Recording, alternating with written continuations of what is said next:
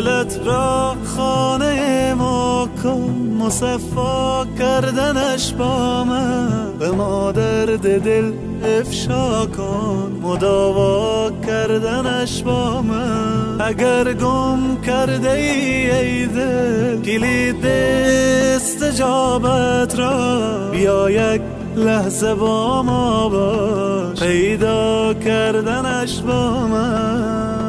الله اکبر الله اکبر الله اکبر الله اکبر الله